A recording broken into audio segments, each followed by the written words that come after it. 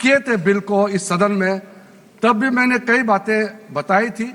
आज मैं उसको नहीं दोहराते हुए कुछ बातें मैं जोड़ूंगा, और मुझे अपना बात रखने के बाद सिर्फ उम्मीद ही नहीं, पूरा यकीन है कि जो जो लोग इस बिल को विरोध कर रहे थे वो हृदय में भी बदलाव होगा।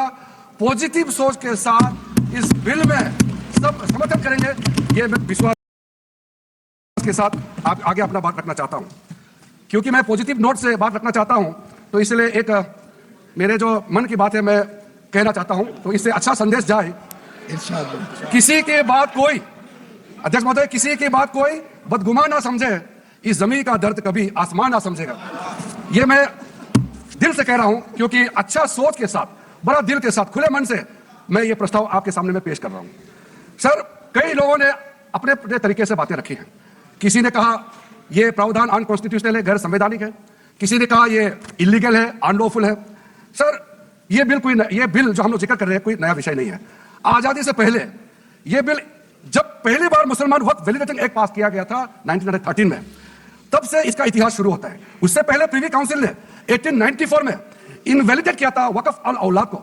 बाद में उसका प्रॉपर लीगल फॉर्म में 1913 के बाद फिर 1923 में द मुसलमान वक्फ एक्ट लाया गया था, जिसमें अकाउंटिंग और ट्रांसपेरेंसी के बारे में ये जोर उसको देते हुए ये एक्ट पास किया गया था। उसके बाद 1930 में द मुसलमान वक्फ वैलिडेटिंग एक्ट लाया गया है, जो रीइंफोर्स करता है legal validity of the family वक्फ।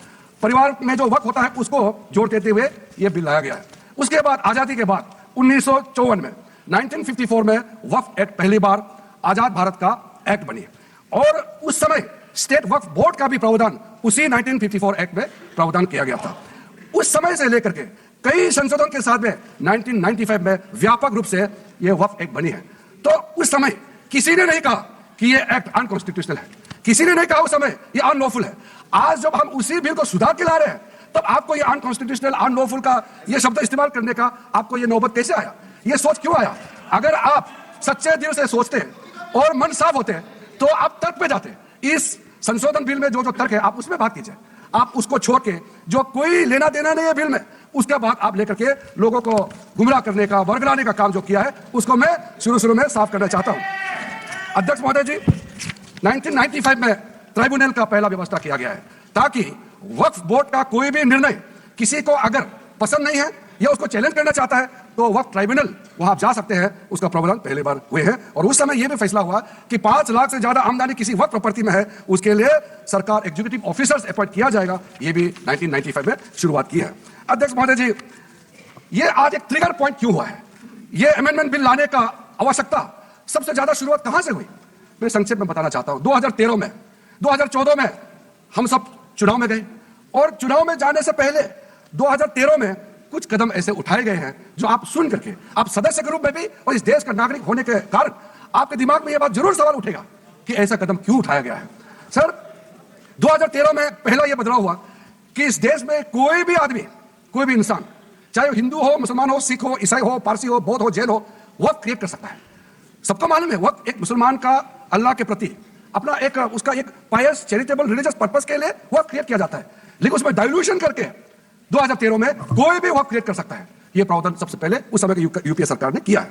दूसरा, आपने सारा वक्फ को स्पेसिफिक कर दिया कि शिया बोर्ड में शिया ही रहेंगे, सुन्नी बोर्ड में सिर्फ सुन्नी ही रहेंगे, और कोई भी बोर्ड हो सिर्फ उनके लोग ही रहेंगे, बाकी कोई उसमें आ नहीं सकता है। ऐसा आपने प्रावधान किया।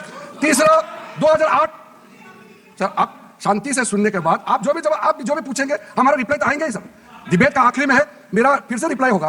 तो अभी मैं जब शुरुआत में कुछ दृष्टिकोण रख रहा हूं, इसमें कोई हस्तक्षेप ना करे, ध्यान से सुनिए, ताकि हमारा डिबेट का स्तर भी ऊंचा रहे और तर्क भी सामने में आ जाए। सर, एक प्रावधान आया सेक्शन 108। उस सेक्शन 108 में यह लिखा गया है कि वक्फ बोर्ड का जो प्रावधान है, इस देश में कोई भी मौजूदा कानून के ऊपर में रहेगा, ओवरराइडिंग इफेक्ट रहेगा। ऐसा आपने कानून बनाया। इस देश में ऐसा कानून कैसे मंजूर कर सकते हैं अध्यक्ष महोदय जी? हर कानून अपना अपना हिसाब से चलता है, लेकिन एक कानून दूसरे कानून के ऊपर में ओवरराइडिंग इफेक्ट होगा, ये कोई भी मान्यता नहीं दे सकता। उसके बाद सर, मैं कुछ प्रोपेगेंडा साथ में जुड़े हुए हैं। उससे पहले जो 2013 में मुझे भी बहुत ताज्जुब हुआ कि ये पास कैसे जबरदस्ती करवाया है। 2013 में वक्फ पे यूजर जो आपने प्रावधान डाला, उसके बाद 1970 से केस चल रहा था दिल्ली के अंदर में। दिल्ली के अंदर में हमारा सीजीओ कॉम्प्लेक्स है, पार्लियामेंट बिल्डिंग है, कई प्रॉपर्टीज है, और इसको वक्फ बोर्ड, दिल्ली वक्फ बोर्ड ने क्लेम किया कि ये वक्फ प्रॉपर्टीज है। उसके बाद ये केस चल रहा था अदालत में। उस समय यूपीए सरकार ने पूरा सारा जमीन को डी नोटिफाई करके वक्फ बोर्ड को दे दिया। 123 प्रॉपर्टी। अगर आज हम ये संशोधन लेके नहीं आते तो जिस सदन में हम बैठे हैं, ये पार्लियामेंट बिल्डिंग, इसको भी क्लेम किया जा रहा था। एयरपोर्ट बसंत विहार, और अगर नरेंद्र मोदी जी का सरकार नहीं आते, अगर यूपीए का सरकार कंटिन्यू रहता, तो क्या क्या बिल्डिंग को डी नोटिफाई किया जाना था। 123 प्रॉपर्टी को डी नोटिफाई किया। मैं रिकॉर्ड में कह रहा हूं, अपने मन से कुछ नहीं कह रहा हूं, मैं ऑफिशियल रिकॉर्ड का बात बता रहा हूं। अध्यक्ष महोदय, आप काहे को उछल रहे हो? मैं अपने से थोड़ी बोल रहा हूं, जो हकीकत बात को बता रहा हूं। आप आराम से बैठ के सुनिए। आपके दल को और आपको सबको बोलने का मौका मिलेगा। माननीय मंत्री जी। सर, मैं फिर से कह रहा हूं, मैं एक शब्द अपने ओर से नहीं कह रहा हूं, जो घटना है, जो हकीकत है, यही कह रहा हूं। इसमें इनको इसमें इतना उछालने का, उत्तेजित होने का कोई मतलब ही नहीं है सर। अध्यक्ष महोदय,